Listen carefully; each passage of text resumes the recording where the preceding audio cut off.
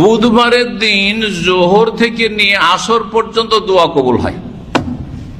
হাদিস আল্লামা আলবানী সহিহ বলেছেন। মাত্র কয়েক মাস আগে হাদিসটা সহিহ জানতে পারলাম না, আগে আমিও জানতাম না। তারপর থেকে একটু খেয়াল থাকে যে বুধবারের দিন জোহর থেকে আসরে দোয়া নবী সাল্লাল্লাহু আলাইহি ওয়াসাল্লামের খন্দকের সময় কবুল হয়েছে, এটা দোয়া কবুল হওয়ার সময়। আল্লাহু আকবার।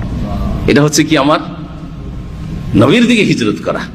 এতদিন জানতাম না, জেনেছি যদি মাঝে মধ্যে পারি আমার দোয়ার প্রয়োজন, এই সময়টাকে আমি কাজে লাগাবার চেষ্টা করবো, এটাই হিজরত। একটা উদাহরণ দেওয়ার জন্য বুঝালাম আপনাদেরকে। বুধবারের দিন জোহর থেকে নিয়ে আসর পর্যন্ত দোয়া কবুল হয়। হাদিস আল্লামা আলবানী সহিহ বলেছেন। মাত্র কয়েক মাস আগে হাদিসটা সহিহ জানতে পারলাম না, আগে আমিও জানতাম না। তারপর থেকে একটু খেয়াল থাকে যে বুধবারের দিন জোহর থেকে আসরে দোয়া নবী সাল্লাল্লাহু আলাইহি ওয়াসাল্লামের খন্দকের সময় কবুল হয়েছে, এটা দোয়া কবুল হওয়ার সময়। আল্লাহু আকবার। এটা হচ্ছে কি আমার নবীর দিকে হিজরত করা।